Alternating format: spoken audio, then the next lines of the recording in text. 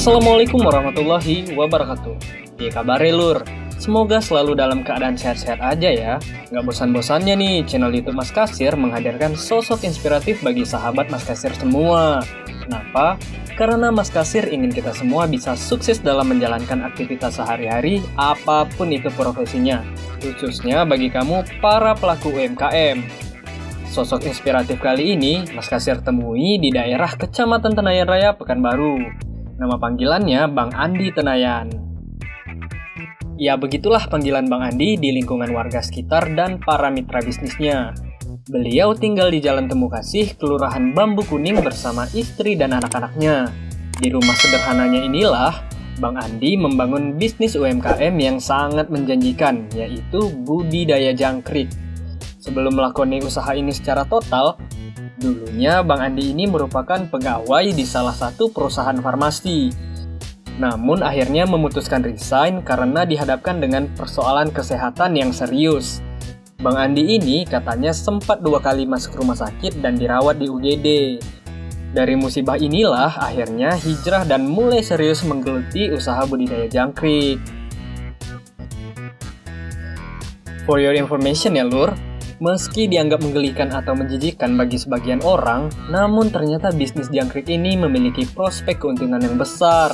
Bagaimana tidak? Hanya dalam jangka waktu maksimal 33 hari, Bang Andi sudah bisa memanen dan menjual jangkrik-jangkriknya. Harga jualnya juga lumayan, satu karung jangkrik bisa dijual dari harga Rp18.000 hingga Rp20.000. Sementara itu, di budidaya jangkrik milik Bang Andi Tenayan ini sudah mampu menghasilkan sebanyak 40 karung dalam satu hari. Kebayangkan berapa omset dari budidaya jangkrik ini? Selain itu, biaya produksi untuk pembibitan dan pembesaran jangkrik juga terbilang nggak mahal-mahal amat. Contohnya dalam hal makanan, jangkrik milik Bang Andi ini cukup diberi potongan daun ubi, irisan ubi, dan ditambah dadak jenis 311. Hanya saja, memang butuh ketelatenan dan keseriusan dalam membudidayakan jangkrik. Kenapa? Karena si jangkrik-jangkrik ini makannya bisa sampai 3 kali sehari dan juga harus rutin diberi minum dengan mesin semprotan air yang mirip seperti semprotan hama rumput itu. Satu lagi nih, yang tidak semua pelaku budidaya jangkrik miliki, yaitu pembibitan telur jangkrik. Menurut Bang Andi, dalam budidaya jangkrik, tantangan terbesarnya adalah menghasilkan telur-telur jangkrik. Berbeda dengan para petani jangkrik yang hanya fokus pada pembesaran semata. Nah, semakin penasaran kan bagaimana Bang Andi bisa sukses membangun budidaya jangkriknya? Sebelum itu, ayo subscribe dulu channel ini dan tekan tanda loncengnya ya, supaya kamu bisa dapat info terbaru konten-konten Mas Kasir lainnya. Nah, daripada kepo, yuk kita langsung tanya-tanya aja bagaimana Bang Andi Tenayan bisa sukses dalam membangun bisnisnya ini. Yuk ikuti terus program Jejak Sukses Mas Kasir.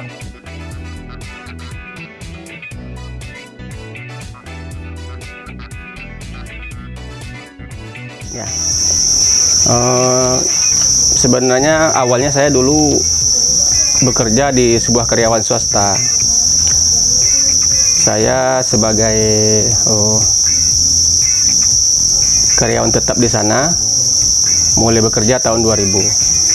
Kemudian di tahun 2008, saya tertarik dengan budidaya jangkrik ini karena bergaul dengan teman-teman yang kebetulan mereka juga bisnis usaha jangkrik juga. Jadi saya belajar, kemudian saya coba. Dulu kotaknya bukan sebesar ini. Dulu kotaknya itu tingginya 30 cm. Kalau ini sekarang tinggi kotaknya ini 60 cm. Dulu itu 30 cm saja. Lebarnya 60, panjang 120 cm. Kalau sekarang kan sudah tingginya 60, lebarnya 120, panjangnya 240 cm. Nah, dulu itu saya coba dengan belajar lah dengan teman-teman. Saya coba 1 kotak, 2 kotak. Kemudian ya kita bergaul, bertanya, kita ambil ilmunya, kita praktekkan. Ya, 3 tahun pertama saya jalani bekerja di perusahaan dan budidaya jangkrik saya jalani. Nah, disitulah saya coba memasarkan jangkrik ini. Awalnya dulu ada kawan yang yang memanen punya kita. Nah, pada saat itu kebetulan jangkrik kita ini panen serentak. Jadi saat itu saya kebingungan. Kawan ini dia jangkriknya sedang layak panen, saya pun sama. Nah, saya bingung, kawan ini dia pembuangannya hanya 1 kotak saja, sebenarnya punya saya belum terpanen. Nah, disitulah saya coba bergerak.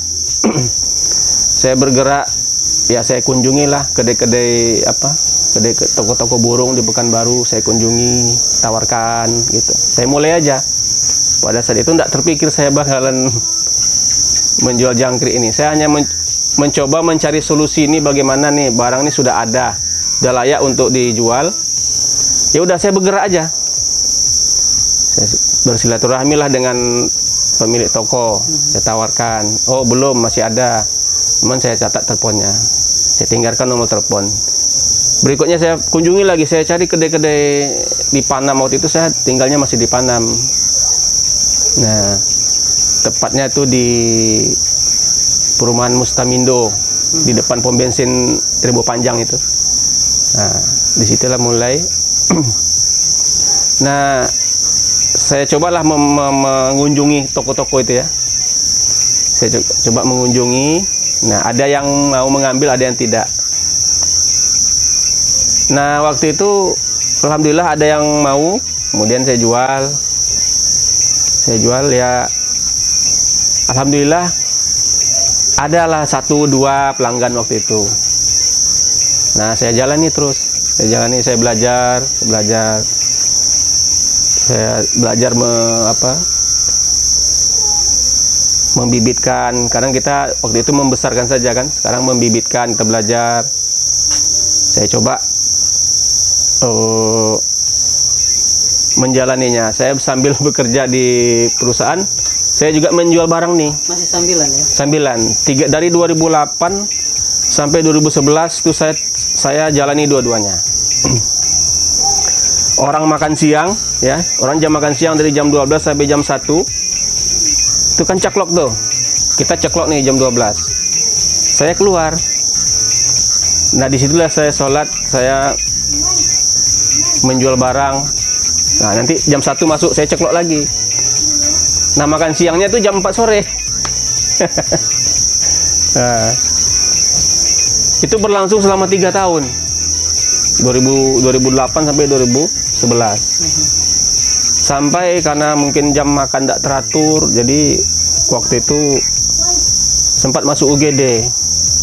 2 kali masuk UGD. Dalam 3 tahun pertama, 2 kali saya masuk UGD. Jadi yang kali masuk keduanya, saya berpikir waktu itu, masuk di rumah sakit yang sama, keluarnya di hari yang sama, masuk di hari yang sama, keluar di hari yang sama. Hari Ahad waktu itu. Nah, udah mau keluar nih dari rumah sakit, saya berpikir waktu itu, ini kalau diteruskan takutnya kayak begini lagi. Nah, mungkin waktu itu entah teguran, entah apa, jadi saya memutuskan untuk fokus ke bisnis budidaya jangkrik ini. Di tahun 2011 saya resign dari perusahaan dan saya pindah dari Panam ke sini. Alhamdulillah saya dapat tanah, ya cukup lah untuk menambah jumlah kotak yang ada ini. Nah, disitulah saya fokus 2011 sampai sekarang.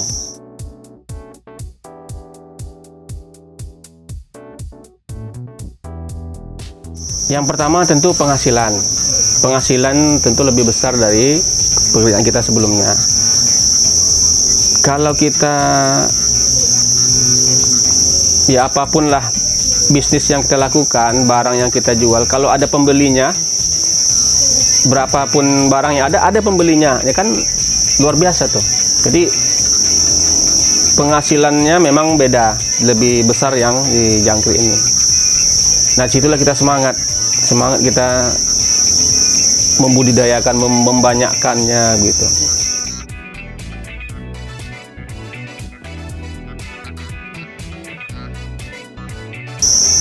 Waktu itu kalau modal pertama saya keluarkan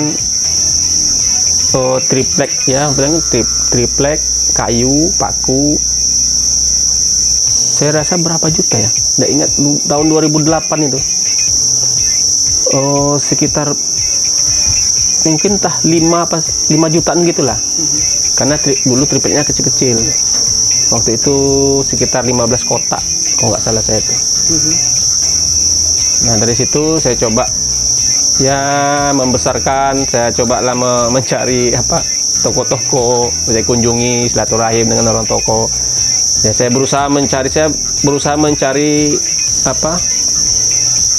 memecahkan solusi permasalahan dari orang toko. Dia maunya ukurannya apa, ukuran yang mana, yang mau bersayap atau ukuran yang lebih kecil lagi atau yang lebih kecil lagi. Kita berusaha mencarikan solusi untuk kebutuhan pelanggan kita. Itulah saya coba mencarilah kebutuhan mereka.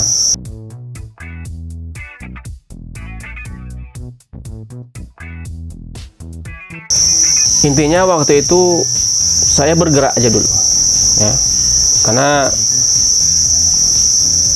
intinya kita bergerak.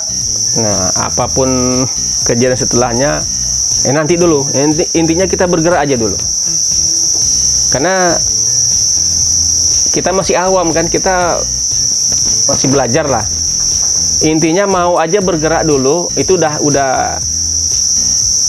sedikit lagi mencapai keberhasilan. Bergerak aja dulu. Artinya abang dari awal memang bergerak sendiri ya? Iya. Keliling begitu ya? Keliling. Nah dari situ nanti nih biasanya toko-toko itu ada lagi nih kawan-kawannya yang kayak gitu tuh. Nah, ini barangnya ada nih, si Andi ada barang nih, coba telepon. Nah dari teman ini dia punya teman lagi yang toko yang sama, nanti dia telepon lagi tuh. Kayak gitu.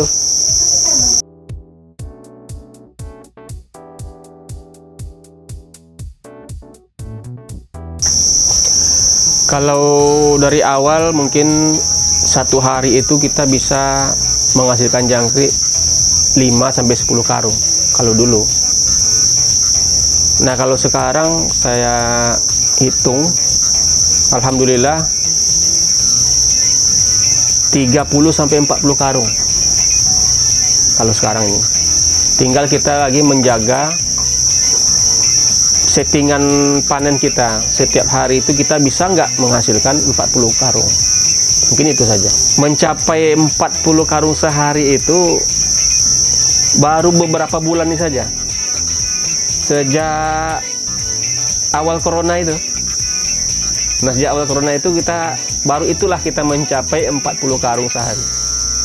Sebelumnya itu belum bisa kita mencapai settingan seperti itu tuh. Karena bibitnya yang gagal, indukannya yang ada yang tewas, ada yang mati gitu kan. Nah sejak itulah awal tahun 2020 itu ada penambahan, mungkin hampir bisalah kita mencapai satu hari 40 karung itu.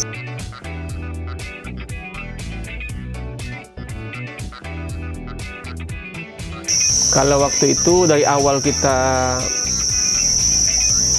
usaha ya, itu kalau 5 karung waktu itu harga mungkin tinggi. Waktu itu tahun 2009 itu harganya masih 35-40 ribu satu karung.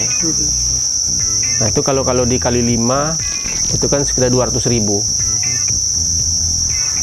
Nah 1 tahun setelahnya turun lagi, dia makin lama makin turun, sehingga kita kalau untuk mencapai penghasilan yang sama tentu harus kita tambah lagi jumlah karungnya. Nah sekarang ya kemarin 5 karung sehari, ya sekarang kita tambah lagi 40 karung sehari. Ya waktu itu mungkin dapatnya 200 ribu sehari. Sekarang kalau kita tambah dengan harga katakanlah 18 ribu ya satu karung misalnya. Nah kita bisa mencapai 40. 18 kali 40. 720 ribu. Itu kotor ya, hasil jual belinya saja. Mungkin itulah kira-kira. Bersihnya berapa persen? Bersihnya kalau anggap aja kita 50% misalnya. 50% itu mungkin sekitar 300 60.000. Nah, ini sekitar itu.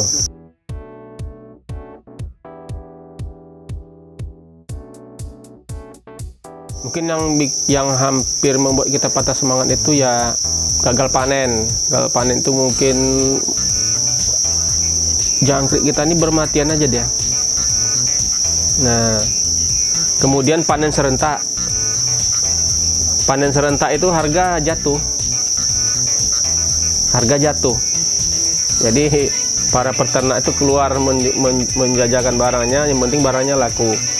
Nah, kita yang udah harga katakanlah 20 karung 20.000, sementara peternak menjualnya di bawah itu. Nah, itulah mungkin barang kita nggak terjual. Kerugian ya itu, kita gagal panen, tapi kalau jangkrik kita nggak terjual ya kita akan jadikan induk, gitu aja dia.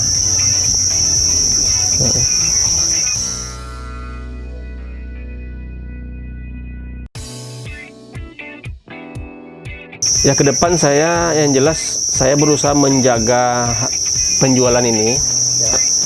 Bisa saja kita bertahan di angka 40 karung sehari ini, alhamdulillah. Karena mencapai posisi stabil 40 karung sehari ini susah sekali. Karena memang tidak semua pelaku ini bisa. Tidak semua bisa. Karena tetap kalau saya butuh mitra lagi. Jadi kotak saya bukan di sini saja, ada di luar. Bibit saya taruh di luar, nanti jangkriknya saya panen lagi. Nah, itu menjaga rotasi panen kita supaya kita bisa menghasilkan 40 karung sehari itu. Kalau kotak yang ada nih tak mencukupi, jumlahnya hanya lebih kurang 20 kotak, jadi nggak mencukupi. Makanya kita harus tambah kotak di luar. Dan kalau kita sendiri yang mengerjakan nggak sanggup. Banyak yang harus kita pembibitan. Nanti kita ini papan telur harus kita cari di luar, nggak bisa kita sendiri. Artinya bermitra dengan yang lainnya. Ya, harus ada yang membantu kita untuk membesarkan jangkrik kita. Sistemnya bagi hasil atau gimana? Sistemnya yang jelas dia beli bibit kita, saya beli jangkriknya. Nah, harga jangkrik itu kalau untuk harga agen beda. Misalnya harga di pasar tuh 20.000 misalnya. Nah, harga agen 15.000. Nah, gitu. Kadang di toko misalnya 18.000, kita 15.000. Seperti itu dia.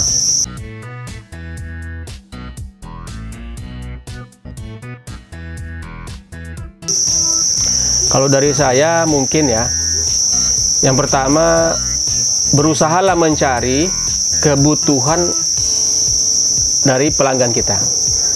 Kita harus berusaha mencari barang yang kita jual ini kira-kira dibutuhkan tidak. Nah, itu yang pertama. Yang kedua, bergeraklah ya. Allah tuh maha kaya, jadi kita bergerak aja dulu sudah modal. Bergerak paling tidak kita bersilaturahmi dengan kawan-kawan, cari ilmunya. Kuncinya itu bergerak. Kemudian ya kita sebagai muslim ya tingkatkan keimanan. Karena rezeki orang beriman itu tidak disangka-sangka datangnya. Nah, itu dia. Kemudian satu lagi, jangan lupa doa dari orang tua. Ya, itu pasti tuh. Harus minta restu dari orang tua. Saya kira itu saja.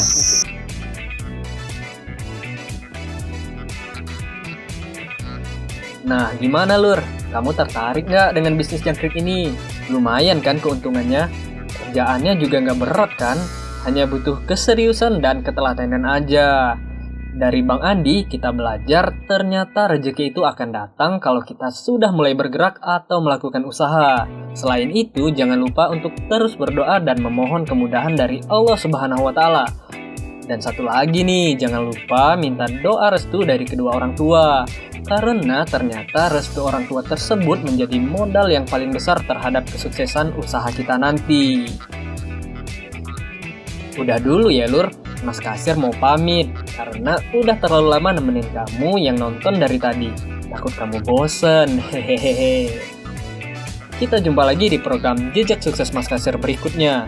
Jangan lupa like dan subscribe channel YouTube Mas Kasir agar tetap eksis menghadirkan motivasi dan inspirasi bagi kamu semua.